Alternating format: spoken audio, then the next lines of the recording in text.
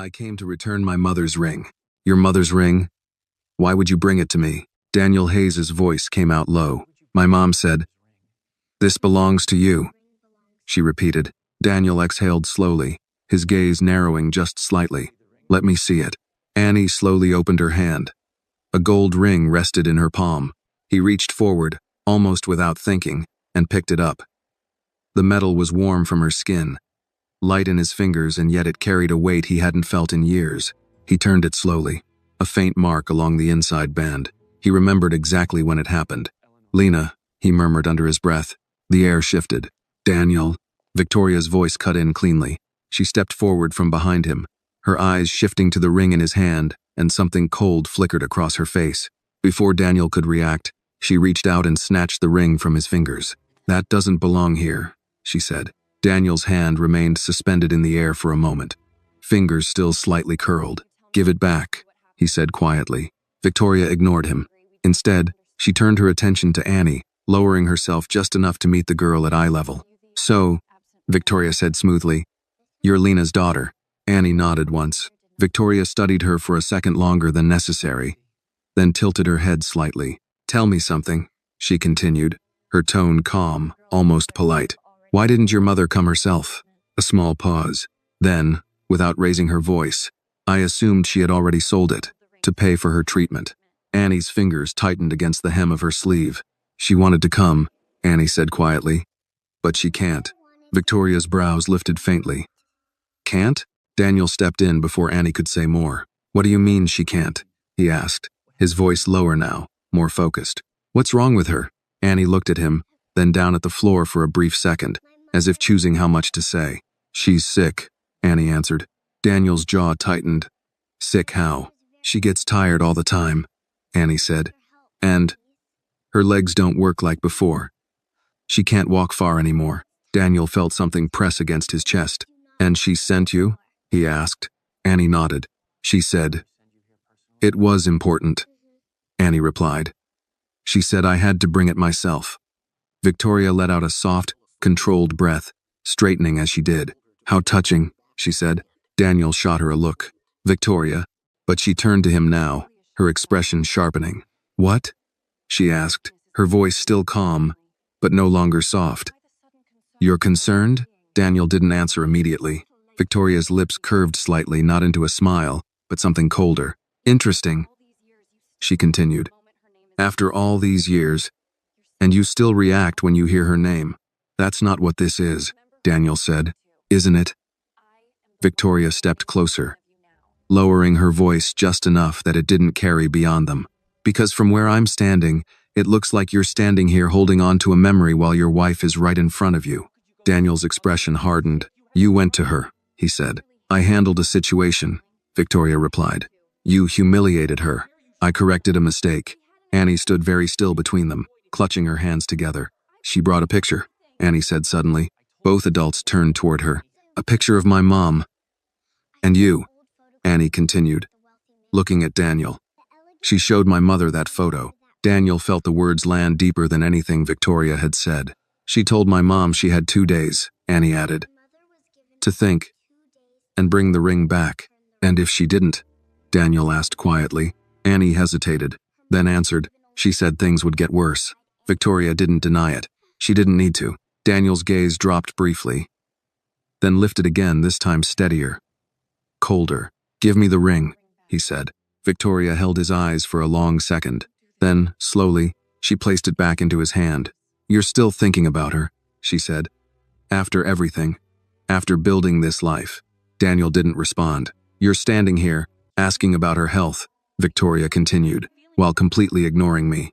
That's not what I'm doing, isn't it?" Her voice tightened slightly now. "Because it feels like I'm the only one in this room who understands what this is." Daniel's hand closed around the ring. "This," Victoria said, gesturing lightly toward Annie, "is the past. And the past doesn't belong here." Annie looked up at Daniel. "My mom said," she began softly. "Once I give that back," she hesitated, then finished, "she can finally rest." Daniel's hand was still closed around the ring, as if loosening his grip might let something slip away that he wasn't ready to face. "Sir," it was Mrs. Carter. Her voice was gentle, but it carried enough weight to reach him. Daniel blinked once, then turned slightly. "When you're ready," she said. "We should move this somewhere more private." He followed her gaze. Annie was still standing exactly where she had been, her small frame steady, her eyes quietly watching him, not impatient, not afraid, just waiting. Victoria had already stepped aside, her expression unreadable now, but her silence was louder than anything she had said. Daniel nodded once. "Come with me," he said to Annie. Daniel stood near the front, one hand in his pocket, the other still holding the ring. Annie stood beside Mrs. Carter, her hands folded neatly in front of her, her posture careful. When the doors opened, they stepped into Daniel's private office, floor-to-ceiling windows, dark wood, a view of the city that most people would never see from this height. Daniel walked straight to his desk, then stopped. For a moment, he just stood there, staring at nothing. "Sit," he said finally, gesturing toward the chair across from him. Annie shook her head. "I'll get it dirty," she said. Daniel frowned slightly. "It's leather." "It's still nice," she replied quietly. Mrs. Carter moved closer. "You can sit, child." "It's all right." Annie hesitated, then slowly climbed into the chair, sitting on the very edge, her feet not even reaching the floor. Daniel watched her for a second longer than necessary, then sat down across from her. The ring was still in his hand. He placed it on the desk between them. "How old are you?" he asked. 6. "You came here alone?" "Yes, sir." "Stop calling me sir," Daniel said automatically. Annie nodded. Daniel exhaled quietly, then leaned back slightly in his chair. "How far did you walk?" he asked. "I don't know," she said. "A long time. Did anyone help you?" "No." Daniel glanced briefly at Mrs. Carter, then back at Annie. "Your mother," he said slowly. "Lena. How long has she been sick?"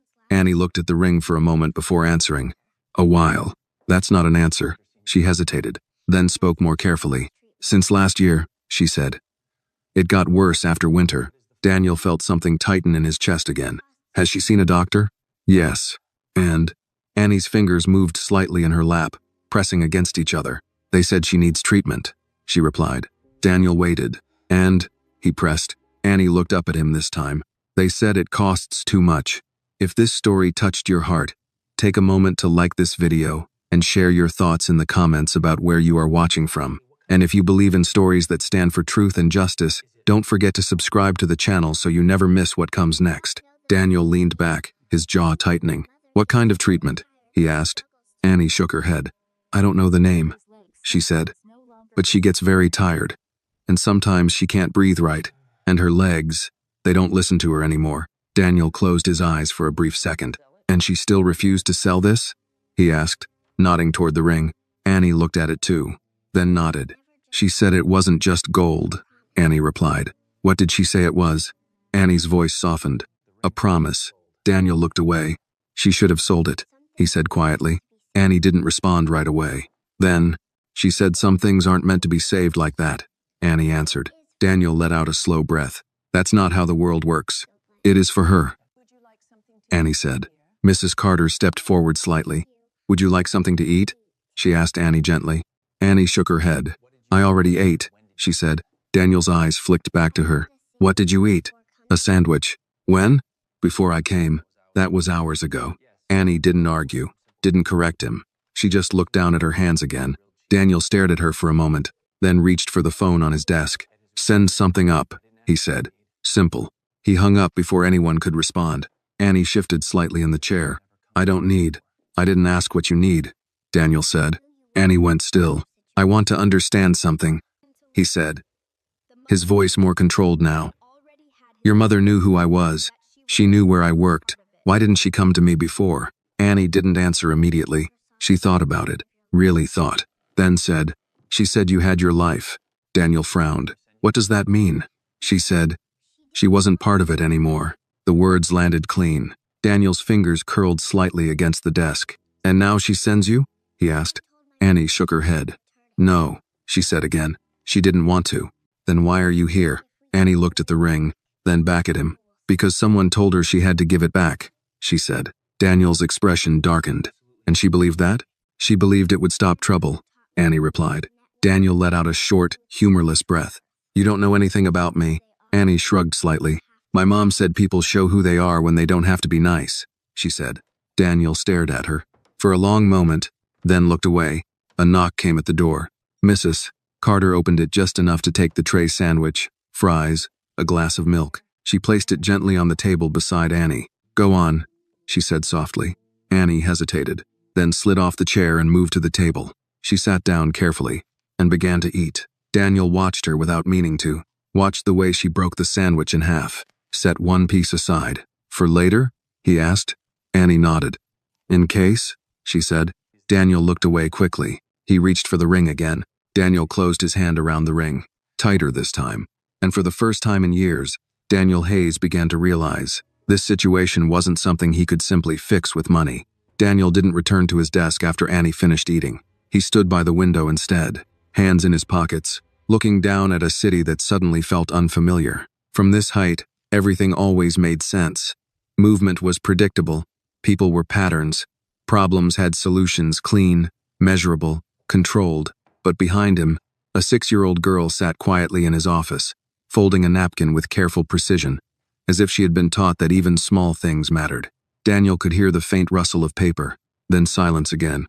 Too much silence. He turned. Annie had finished eating. The plate was pushed neatly to one side. The glass of milk was empty. The sandwich, half of it, was wrapped carefully and placed beside the plate, just like before. She sat with her hands in her lap, waiting, not asking, not moving. Daniel walked back slowly. "You can eat the rest," he said. Annie shook her head. "I'm saving it. There will be more food," Daniel replied. She nodded, but didn't unwrap it. Daniel studied her for a moment, then pulled out the chair across from her again and sat down.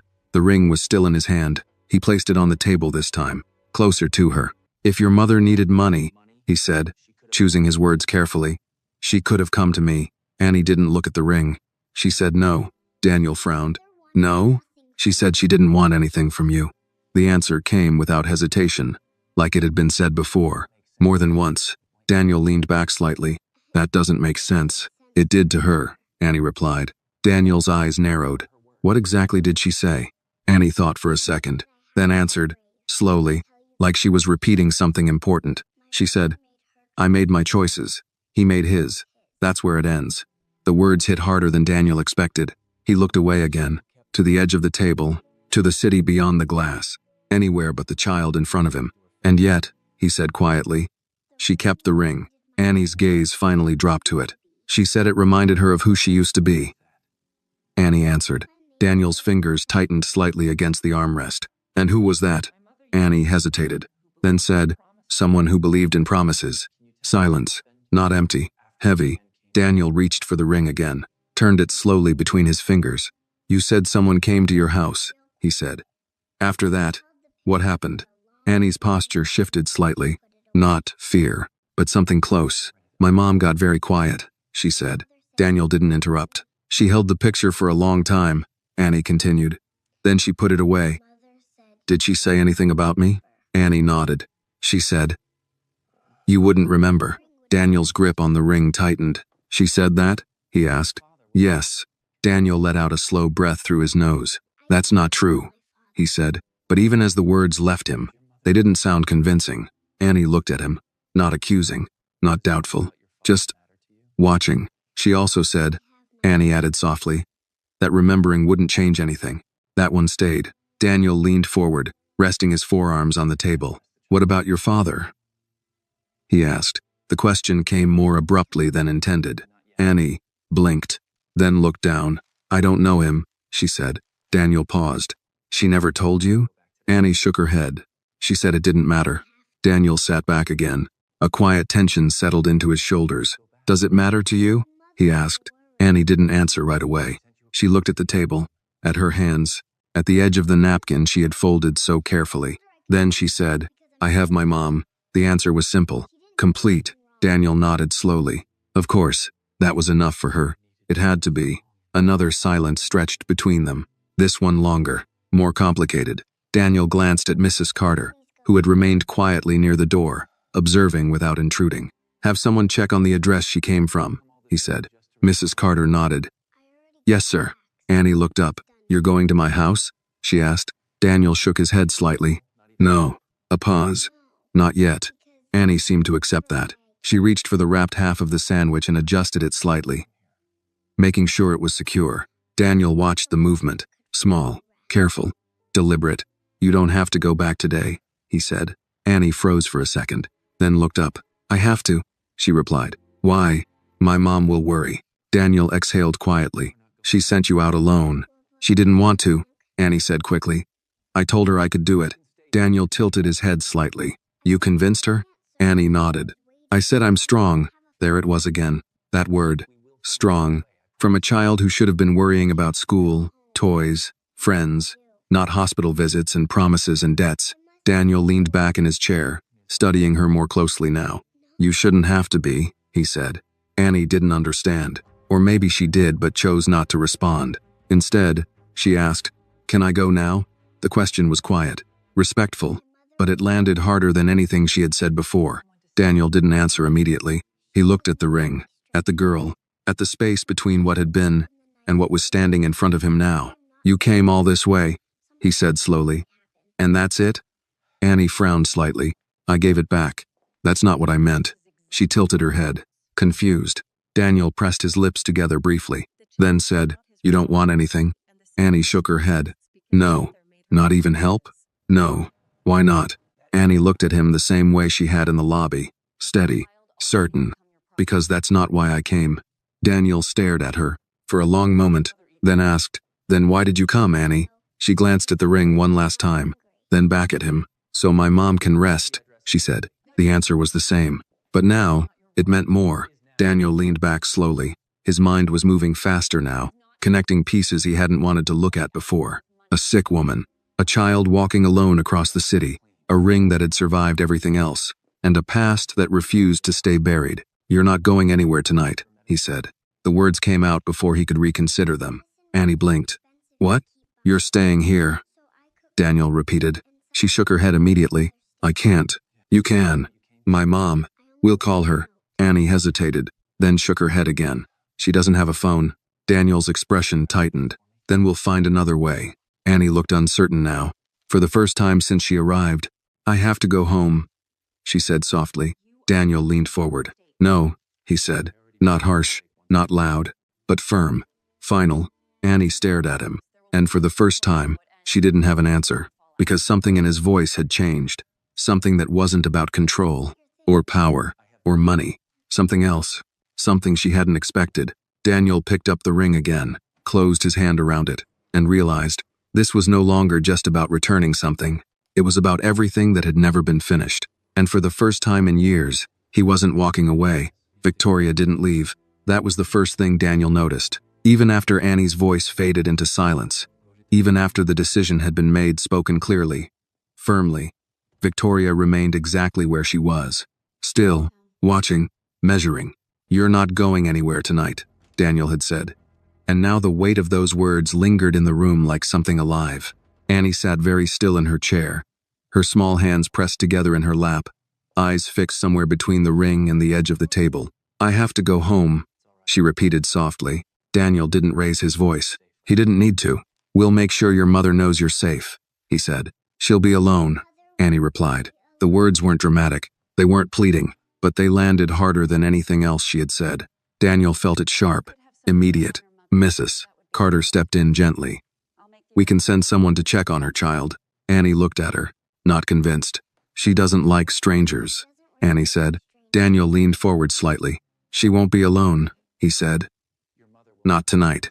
Annie hesitated, then shook her head again, quieter this time. "You don't understand." Daniel's jaw tightened just slightly. "Then explain it to me." Annie swallowed. "She doesn't sleep well," she said. "Sometimes she wakes up and can't breathe right. And if I'm not there," she didn't finish. She didn't need to. Daniel leaned back slowly, exhaling through his nose. Across the room, Victoria let out a soft, almost inaudible laugh. "Of course," she said. Daniel didn't turn toward her. "Not yet. This is exactly how it starts." Now he did. "What does that mean?" he asked. Victoria stepped forward, her heels quiet but deliberate against the floor. "It means," she said, "you're already letting this go further than it should." Daniel's expression hardened. "She's 6, and she's not your responsibility," Victoria replied calmly. "She's here because of you." "No." Victoria corrected. She's here because her mother made a choice, just like she always did. Annie lowered her eyes. Daniel noticed, and something in his chest tightened again. That's enough, he said. Victoria tilted her head slightly. Is it? She asked. Because from where I'm standing, you're standing here arguing with me while that child is slowly becoming your problem. Daniel didn't respond. Or maybe, Victoria continued, her voice dropping just enough to sharpen the edge, she already is. Silence stretched, heavy. Daniel turned back to Annie. Did your mother eat today? He asked suddenly. Annie blinked, surprised by the question. I think so, she said. You think so? She said she wasn't hungry. Daniel exchanged a brief glance with Mrs. Carter. That was enough. Have someone go there, he said quietly. Now. Mrs. Carter nodded and stepped out of the room without hesitation. Victoria watched her leave, then turned back to Daniel. This is not your role, she said. Daniel didn't look at her. It is now. The answer came without hesitation, without calculation, and that more than anything caught Victoria off guard. For the first time, her composure shifted, just slightly. You don't even know what you're stepping into, she said. Daniel's gaze moved back to the ring in his hand. I do, he replied. No, Victoria said. You don't. She stepped closer. This isn't a business deal, Daniel. You don't get to control the outcome. You don't get to fix it with money and walk away clean. Daniel's grip tightened around the ring. I'm not trying to walk away. Victoria studied him. Longer this time, more carefully. And that's exactly the problem, she said. Behind them, Annie shifted slightly in her chair. Quiet. Almost invisible, but not entirely. Daniel turned back to her. Come here, he said. Annie hesitated, then slowly stood and walked toward him. He crouched down slightly, not all the way, but enough to meet her closer to eye level. When was the last time your mom saw a doctor? He asked. Annie thought. A few weeks ago, she said. Did they give her anything? Medicine? A little, Annie replied, but she said it's too expensive to keep going. Daniel nodded slowly. And you've been taking care of her? Annie nodded. I make soup, she said. And I help her stand up sometimes. The words were simple, but they hit like something much heavier. Daniel looked at her for a long moment, then asked quietly, Does she know you're here? Annie hesitated, then shook her head. I left a note. That did it. Daniel stood up. Where is the address? He asked. Annie blinked. In my pocket. Give it to me. She reached into her coat and pulled out a folded piece of paper, slightly worn from being handled too many times. Daniel took it, opened it, read it once, then again. A part of the city he knew well, but not in the way Annie did, not from the inside. Victoria watched him. Don't, she said. Daniel didn't look up. You don't need to go there. I'm not asking. You're making a mistake. Daniel folded the paper carefully, slid it into his pocket, then finally met her gaze. I already did that once, he said. Victoria's expression hardened. This is different. No, Daniel replied. It's exactly the same. Silence. The kind that doesn't break easily. Victoria straightened, stepped back. If you walk into this, she said, there's no controlling how it ends. Daniel nodded slightly. I know. And if this gets out, I don't care. That stopped her. Completely. For a brief second, Victoria said nothing. Because that answer didn't belong to the man she had built a life with. You will, she said finally. When it costs you something. Daniel didn't respond, because he already knew. It would. He turned to Annie. Get your things. Annie blinked. I don't have anything. Daniel glanced at the half sandwich still wrapped on the table. Take that. She nodded, picked it up carefully, held it like something important. Daniel walked toward the door, then stopped, turned back once more, looked at Victoria. For a moment, there was something unspoken between them.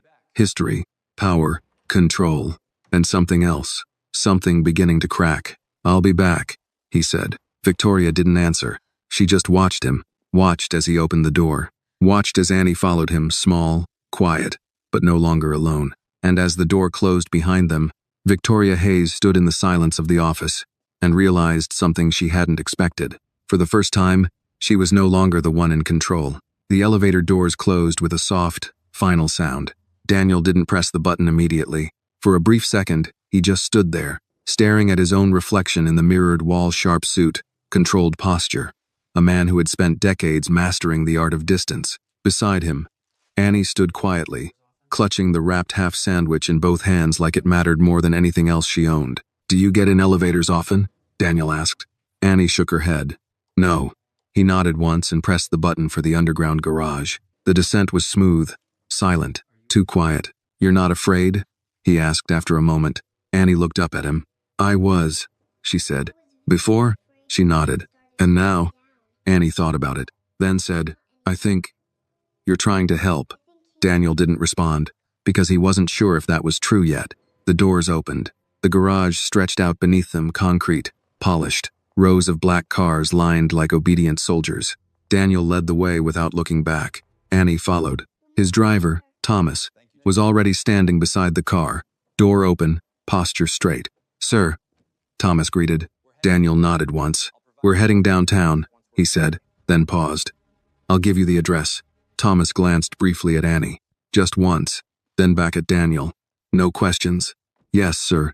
Annie climbed into the back seat carefully, as if she wasn't sure she was allowed to touch anything. Daniel slid in after her, the door closing with a soft, sealed sound that shut the city out, or tried to. The car pulled forward smoothly. For a while, neither of them spoke. The city moved outside the tinted windows, bright storefronts, crowded sidewalks. People moving through their lives with purpose, unaware of the quiet shift happening inside the car. Daniel reached into his pocket and unfolded the paper Annie had given him. He read the address again, then passed it forward. Thomas nodded and adjusted the route without a word. You live there? Daniel asked. Annie nodded. Yes. How long? A long time. Daniel almost asked more. Almost, but stopped himself. Instead, he leaned back, watching the reflection of Annie in the window. She sat straight, careful, not touching anything she didn't need to, her hands still wrapped around the sandwich. You can eat it, he said. Annie shook her head. I told you. I'm saving it. For what? In case. Daniel looked away. That word again. In case. As if the world had already taught her not to expect anything to last. The car turned off the main avenue. The streets changed. Not dramatically, but enough. The buildings were older, the lights dimmer, the sidewalks less crowded. Daniel felt it immediately, the difference between the city he controlled and the one that existed without him. How do you usually get around? He asked. I walk, Annie said. Everywhere? Yes. Daniel glanced at her. You don't go to school? Annie hesitated. I used to. What happened? She looked down. My mom needed help. Daniel exhaled quietly. Of course she did. Does anyone check on you? He asked. Annie shook her head. No. No system. No safety net. Just a child and a sick woman, holding on the best they could. Daniel leaned his head back against the seat. For years, he had signed checks that moved millions of dollars, funded programs, donated to foundations, built things with his name on them. And yet, this had slipped right past him. Or maybe he had never looked closely enough. The car slowed, then stopped. We're here, Thomas said. Daniel looked out the window. The building was older than the ones around it. Paint peeling in places, lights flickering in a few windows, the kind of place people passed without noticing. This is it? Daniel asked. Annie nodded. Yes. Daniel opened the door and stepped out. The air felt different here. He couldn't explain how, but it did. Annie climbed out after him, holding the sandwich tightly as she looked up at the building. Daniel followed her gaze, then looked back down at her. Which floor? Third. Elevator? Annie shook her head. Stairs. Of course. Daniel closed the car door and gestured toward the entrance. Let's go. The hallway inside smelled faintly of something old cleaner. Maybe, mixed with time. The lights buzzed softly overhead. The floor creaked slightly beneath their steps. Annie walked ahead this time. She knew where she was going. Daniel followed, his presence filling the narrow space in a way that felt out of place here. They reached the stairs. Annie started up without hesitation. Daniel followed. One floor, then two. By the third, Annie had slowed just slightly, but she didn't stop. At the top, she moved down the hallway and stopped in front of a door. Worn, scratched, familiar. She reached for the handle, then paused. For the first time since he had met her, she hesitated. Daniel noticed. What is it? He asked. Annie didn't turn around. She might be asleep, she said. Then we'll be quiet. Annie nodded. She opened the door, slowly. The apartment was small, simple, clean, but in the way people keep things clean when they have very little. A couch, a small table, a single lamp casting warm, soft light across the room, and in the corner, a bed. Lena lay there.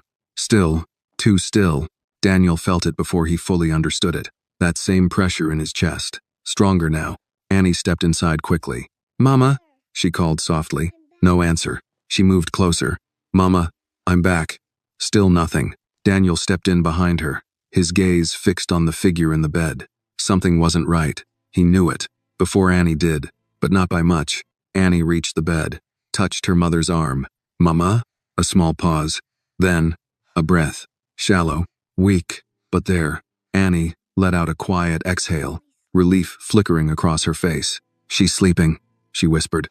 Daniel didn't answer, because he was looking at Lena, really looking, and for the first time in years, he wasn't seeing a memory. He was seeing the cost of it. Annie didn't notice the silence the way Daniel did. To her, it wasn't unusual. It wasn't alarming. It was familiar. She climbed onto the edge of the bed carefully, the mattress dipping slightly under her small weight, and placed the wrapped half sandwich on the nightstand as if it belonged there. "I brought this," she said softly. For later. Lena didn't respond, but her chest rose barely, fell again. Daniel stepped closer, slowly. Every instinct in him, trained, controlled, calculated, was telling him to assess, to understand, to fix. But this wasn't a boardroom. There was no spreadsheet for this, no clean solution. Just a woman lying in a narrow bed, her face pale, her breathing uneven, and a child who had learned to interpret silence as normal. "How long has she been like this?" Daniel asked quietly. Annie didn't look at him. "Some days are worse," she said. "That's not what I asked." Annie hesitated, then answered, "Since last week." Daniel's jaw tightened. "And you didn't call anyone?" Annie shook her head. "She doesn't like hospitals." "That's not an answer."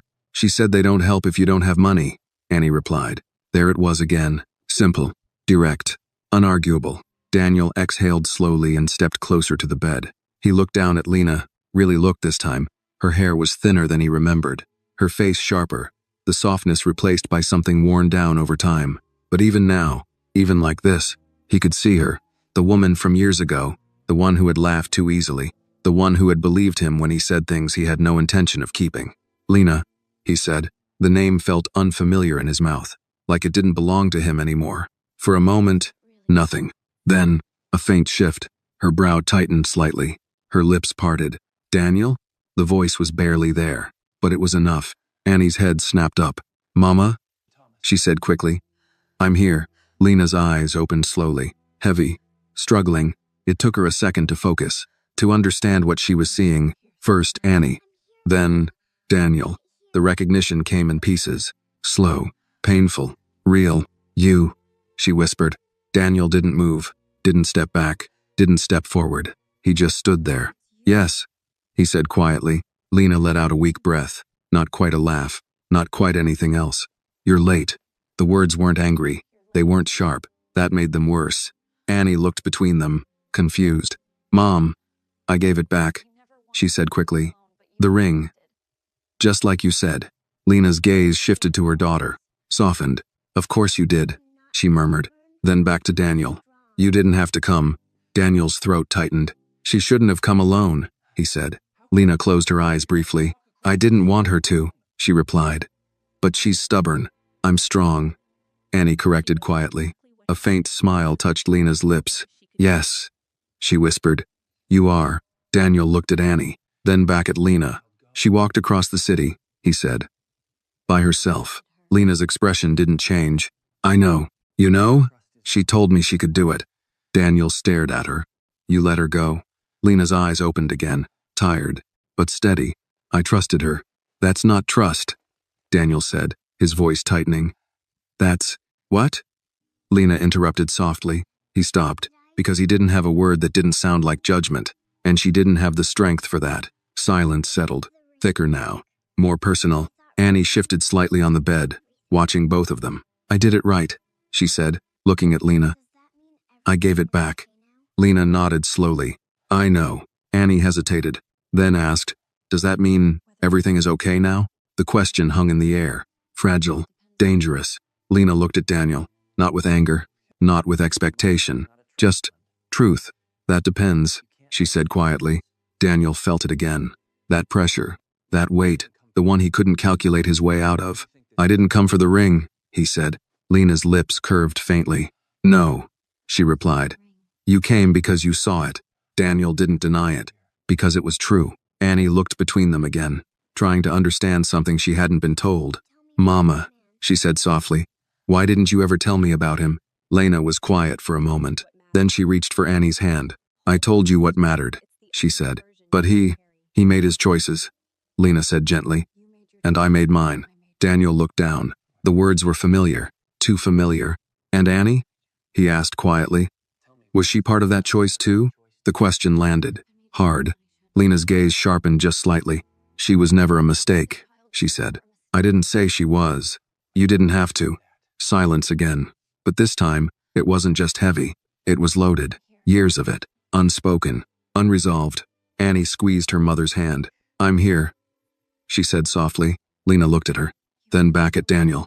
You should go, she said. Daniel didn't move. She needs rest, Lena added. So do you, he replied.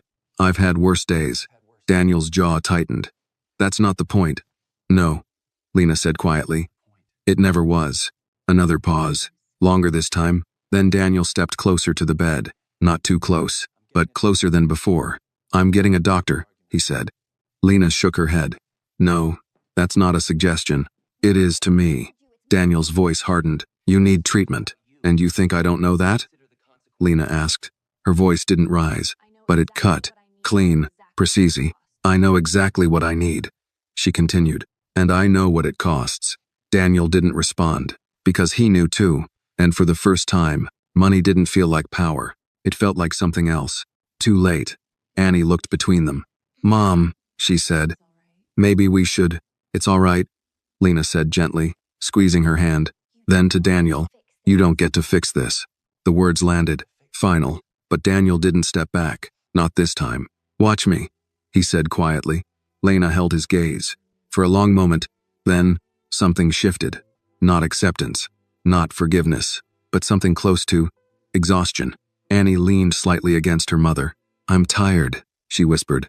Lena brushed her fingers lightly through Annie's hair. I know. Daniel stood there, watching, understanding something he hadn't wanted to before. This wasn't just about the past, or the ring, or even Lena. This was about everything that had been left behind, everything that had grown in the space he walked away from. And now, it was all here, in one small room, with nowhere left to hide.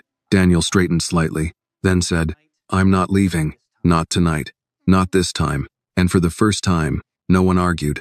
Daniel didn't sleep. He sat in the narrow chair by the window, elbows resting on his knees, hands loosely clasped, staring at nothing in particular while the city outside moved through its quiet, distant rhythm. The apartment had settled into stillness. Annie lay curled beside her mother, one small arm draped across Lena's side as if anchoring her to the world. The half sandwich was gone, eaten in careful bites before sleep claimed her. Mr. Buttons rested under her chin, worn and trusted. Lena's breathing remained shallow, uneven. Every few minutes, Daniel found himself listening for it, counting it, as if silence might mean something final. He had spent years in rooms where silence meant power. Here, it meant something else entirely. Fragility, time, regret. He leaned back slightly, exhaling through his nose. In the dim light, Lena's face softened in sleep. The tension that had held her expression together earlier had eased, leaving behind something quieter, more vulnerable. And for the first time in years, Daniel allowed himself to remember. Not the way memory usually came to him, controlled, distant, filed away, but raw, unfiltered. Lena standing in a kitchen that smelled like coffee and cheap paint, laughing at something small, calling his name like it belonged to her. He closed his eyes briefly. That life felt like it had belonged to someone else, someone weaker, someone who had believed that love could survive pressure. He had been wrong. A soft sound pulled him back. Annie shifted slightly in her sleep. Mama, she murmured. Lena didn't wake, but her hand moved instinctively, resting lightly against Annie's back. Even now, even like this, Daniel watched the gesture, felt something tighten in his chest. This was what he had walked away from. Not just Lena, not just a relationship, but this, the quiet, invisible thread between two people who belonged to each other without question. He stood slowly, careful not to make noise, walked toward the small kitchen, opened the cabinet, empty, mostly, a few cans, a box of crackers, nothing that resembled stability. He closed it again, pulled out his phone, stared at the screen. There were names he could call: doctors, hospitals, people who would move quickly, efficiently, without asking questions. People who solved problems. But Lena's voice echoed in his mind. You don't get to fix this. Daniel's jaw tightened. He dialed anyway. The line rang once, twice. Mr. Hayes, a calm voice answered. Is everything all right? No, Daniel said. A pause. Then, what do you need? Daniel turned slightly, glancing back toward the bed. At Annie, at Lena. I need a doctor, he said quietly. Now. There was no hesitation on the other end. I'll have someone there within the hour. Daniel ended the call, slipped the phone back into his pocket. For a moment, he stood there, listening again, waiting. When he returned to the main room, Lena's eyes were open, watching him. You don't listen well, she said softly. Daniel didn't flinch. No. Annie was still asleep, unaware. Lena shifted slightly, wincing at the effort. You called someone, she said. Yes. I told you not to. I know. Silence. Not angry, not loud, just tired. You always did what you wanted, Lena murmured. Daniel stepped closer. And you always pretended you didn't need anything, he replied. Her lips curved faintly. That's not pretending. That's survival. Lena didn't argue, because he wasn't wrong, but neither was she. You think money fixes this? She said after a moment. Daniel shook his head. No. Then what are you doing here? The question lingered. Simple. Unavoidable. Daniel looked at Annie, then back at Lena. I don't know, he said honestly. Lena studied him, longer this time, searching for something. Maybe the man she used to know. Maybe proof that he was still the same. Maybe proof that he wasn't. You're too late, she said quietly. Daniel nodded. I know. The admission came without defense, without explanation, just truth. And yet, Lena added, you're still here. Yes. Why? Daniel didn't answer immediately, because there wasn't a clean answer, not one that made sense, not one that erased what had already been done. Finally, he said, because she came to find me. Lena followed his gaze to Annie, still sleeping, still holding on. She shouldn't have had to, Lena said. No, Daniel agreed. She shouldn't have. Silence again. Then, a knock at the door. Sharp, out of place. Daniel straightened immediately. Lena's eyes narrowed slightly. Who is that? She asked. The doctor, Daniel replied. You don't even know if I want that. I know you need it. Another knock. Daniel moved toward the door, opened it. A man in his early 50s stood there, composed, professional, carrying a medical bag. Mr. Hayes, he said with a nod. Come in. The doctor stepped inside, taking in the room quickly, efficient eyes, trained to assess. His gaze landed on Lena, then Annie, then back to Daniel. No hospital? He asked quietly. Not tonight. The doctor nodded. Understood. He approached the bed slowly. Ma'am, he said gently. I'm going to take a look at you. All right? Lena didn't respond immediately, then gave a small nod. Annie stirred slightly but didn't wake. The examination was quiet, careful, professional. Daniel stood back, watching, every movement, every expression, trying to read what wasn't being said. Finally, the doctor stepped away, his face neutral, but not reassuring. She needs more than this, he said quietly to Daniel. This isn't something you manage at home. I know. She's been sick for a while. Daniel nodded. Yes. The doctor glanced back at Lena, then at Annie. You're out of time, he said. The words landed, heavy, final. Daniel looked at Lena. She was already watching him. She had heard. Of course she had. I told you, she said softly. Daniel stepped closer. This time, closer than before. You don't get to decide that alone, he said. Lena held his gaze, tired, but still strong. I've been deciding it alone for a long time.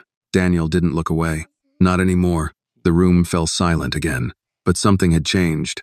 The lines had shifted. The distance, gone. Annie stirred once more. Her eyes fluttered open slightly. She looked up, at Daniel, at her mother, at the man standing beside them who hadn't left. You're still here, she whispered. Daniel nodded. I said I would be. Annie's eyes closed again. Trust. Simple. Absolute. And for the first time, Daniel understood the weight of it, not as something given, but as something that could be lost, just as easily. He reached down slowly and adjusted the blanket around her, careful, deliberate, like someone learning something for the very first time. And this time, he didn't step back. The doctor didn't leave right away. He stood near the doorway, watching Daniel in a way that wasn't intrusive but wasn't indifferent either. "There's a hospital 2 miles from here," he said quietly. "I can call ahead." Daniel didn't answer immediately, because Lena was still looking at him, and this time, there was no distance left in her gaze, only clarity. "I'm not going," she said. The words were soft, but final. Daniel took a slow breath. "You don't get to refuse help when it affects her," he said, glancing at Annie. Lena's eyes flickered, just slightly. "That's exactly why I can," she replied. Daniel frowned. "That doesn't make sense." "It does if you understand what happens next." Silence. Then Lena shifted slightly, wincing again. "The moment I step into that hospital," she continued, "everything becomes official. Records, bills, questions." Daniel's jaw tightened. "I can handle that." Lena gave a faint shake of her head. "No," she said. "You can pay for it." That's not the same thing. The distinction hung in the air. Sharp, uncomfortable. The doctor cleared his throat softly. "She's right about one thing," he said. "Once she's admitted, it becomes a system. You can't control all of it." Daniel looked at him. "I don't need control," he said. "I need her alive." The doctor didn't argue, because that part was true. Annie stirred again, her small hand tightening slightly against the blanket. "Mama," she murmured. Lena turned her head just enough to look at her daughter. "I'm here," she whispered. Daniel watched that exchange, felt it again, that quiet, unbreakable thread. And for the first time, he understood something he hadn't before. This wasn't just about saving Lena. This was about not breaking Annie. "Give us a minute," Daniel said to the doctor. The man nodded and stepped outside, closing the door behind him. The room felt smaller without him, more personal. Daniel turned back to Lena. "You're scared," he said. Lena almost smiled. "Of course I am. Then why are you fighting this?" Lena didn't answer right away. She looked at Annie, then back at Daniel. "Because I've seen what happens to people like us in places like that," she said quietly. Daniel's expression hardened. "That's not how it works anymore." Lena held his gaze. "Maybe not where you live." That landed. He didn't have a response for that. Not one that didn't sound like denial. "She needs you," Daniel said, nodding toward Annie. "I know. Then stay. I'm trying." Daniel stepped closer than he had been before. "You don't get to try," he said quietly. "You either do it, or you don't." Lena's eyes narrowed slightly. "You always liked things simple." "No," Daniel said. "I liked things honest." Silence. Heavy. Then Lena asked, "If I go, what happens after?" Daniel didn't hesitate. "You get treated. And then, you recover. And then," she pressed. Daniel paused. Because now they weren't talking about medicine. "We figure it out," he said. Lena studied him. "You mean you decide?" Daniel shook his head. "No, not this time." She didn't believe him. "Not yet. You walked away once," she said. "I know.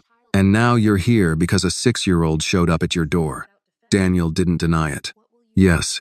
And when this gets complicated?" Lena asked. "When it stops being something you can solve in a day?" Daniel met her gaze. "It already is."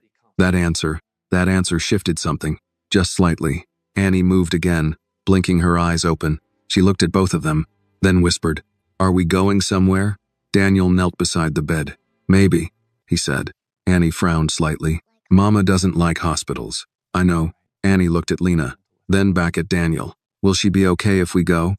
Daniel didn't answer immediately, because this time, he wouldn't lie. "She has a better chance," he said. Annie processed that, carefully, then turned to Lena. "Mama, we should go." Lena's expression softened. "You don't have to be brave all the time," she said gently. "I'm not," Annie replied. "I'm just asking." That broke something. Not loudly, not dramatically, but enough. Lena closed her eyes briefly, then opened them again, looked at Daniel, and for the first time, there was something different there. Not resistance, not surrender, something in between. "All right," she said quietly. Daniel didn't move, didn't react, not outwardly, but inside, something shifted. "All right?" he repeated. Lena nodded. "On one condition." Daniel waited. "You don't disappear again." The words were simple, but they carried years inside them. Daniel held her gaze. "I won't." Lena studied him, long enough to make sure, then gave a small nod. "Then we go." Daniel stood immediately, moved to the door, opened it. The doctor was already there, waiting. "She's coming," Daniel said. The man nodded once, relief flickering briefly across his face. I'll call it in. Within minutes, everything began to move, quietly, efficiently, but this time, not cold, not distant. Annie climbed down from the bed, holding on to Mr. Buttons as she watched the adults shift into motion. Daniel helped Lena sit up, carefully, slower than he was used to doing anything. You're not very good at this, Lena murmured. Daniel almost smiled. No. But you stayed. Yes. That's new. Daniel didn't answer, because she wasn't wrong. They moved toward the door together, Lena leaning slightly into him, Annie walking close beside them, not holding his hand, not yet, but close enough. As they stepped into the hallway, the world outside felt different, not because it had changed, but because something inside it had. For the first time, this wasn't about control, or power, or fixing something broken. This was about staying, even when it was complicated, even when it cost something. Annie looked up at him as they walked. Mr. Daniel, he glanced down. Yes, you're still coming with us, right? Daniel didn't hesitate. Yes. Annie nodded, satisfied, and as they stepped out into the night, for the first time in years, Daniel Hayes wasn't walking away. He was walking toward something he couldn't control, and choosing it anyway. The hospital lights were too bright. Daniel noticed it the moment they stepped through the sliding doors. Not just bright, but unforgiving. Everything was clean, sterile, controlled, nothing like the apartment they had just left behind. And yet, it didn't feel safer. Annie walked close beside Lena, her small hand gripping the edge of her mother's sleeve, as if letting go even for a second might make everything fall apart again. Daniel stayed on Lena's other side, steady, supporting her weight without making it obvious. Name? The nurse at the front desk asked, already typing. Lena hesitated. Just for a moment. Daniel saw it, felt it. Lena Brooks, she said quietly. The nurse nodded, entering it without looking up. Date of birth? Lena answered. The questions came quickly after that. Routine, impersonal, but each one chipped away at something. Daniel stepped in when needed. Calm, direct, insurance, payment, responsibility. The nurse's tone shifted almost instantly, not warmer, but more attentive. Someone will take you back shortly, she said. Daniel nodded once. They moved to the waiting area, rows of plastic chairs, muted television overhead, the quiet hum of people waiting for something they couldn't control. Annie sat between them, still holding Mr. Buttons, still watching everything. Is this where they fix people? She asked softly. Daniel looked at her. They try, he said. Annie nodded. That's good. Simple, hopeful, too honest. A nurse called Lena's name. They stood. Daniel helped her up again. Annie followed immediately. I'll come too, she said. The nurse hesitated. Only one can. She stays with us, Daniel said. No force, no raised voice. But the nurse didn't argue. All right, she said. They moved through the hallway. White walls, soft footsteps, the quiet urgency of a place that never really slept. They reached a room. Lena was guided onto the bed. Machines, monitors, everything began to attach, measure, track. Annie stood close, watching, not afraid, just learning. Daniel stood at the foot of the bed, out of the way, but not distant. A doctor entered, mid-40s, sharp eyes, professional. He reviewed the chart quickly, then looked at Lena. How long have you been feeling like this? Lena gave a faint, tired smile. Long enough to know I should have come sooner. The doctor didn't smile back. Symptoms? She listed them. Short, minimal. Daniel knew there was more. There always was. The doctor nodded. We're going to run some tests, he said. Blood work, imaging. We need a full picture. Lena didn't argue. Not now. Not anymore. Is she going to be okay? Annie asked. The doctor paused, looked at her, then at Daniel, then back at Annie. We're going to do everything we can, he said. Annie accepted that, because she didn't know what it really meant. Daniel did, and it wasn't enough. The tests began, one after another. Time stretched, slowed. Annie grew quieter, sat in the chair beside the bed, her legs tucked under her, Mr. Buttons in her lap. At some point, she leaned against the side of the mattress, fell asleep. Daniel watched her, then looked at Lena. Her eyes were closed, but not sleeping. I told you, she murmured. Daniel stepped closer. Told me what? That this would happen. And yet, he said quietly. Lena opened her eyes, turned her head slightly toward him. You always did wait until the last possible moment. Daniel didn't deny it. I'm here now. Lena studied him, for a long time, then said, "That doesn't erase before." "I know. Then what does it do?" Daniel didn't answer right away, because he didn't have one. Finally, "It changes what happens next." Lena's gaze softened, just slightly. Before she could respond, the doctor returned. This time, different, more serious. He closed the door behind him, looked at Daniel first, then Lena. "We have the initial results," he said. The room shifted, subtle, but real. Daniel felt it immediately. "What is it?" he asked. The doctor exhaled slowly. "It's more advanced than we hoped." Silence.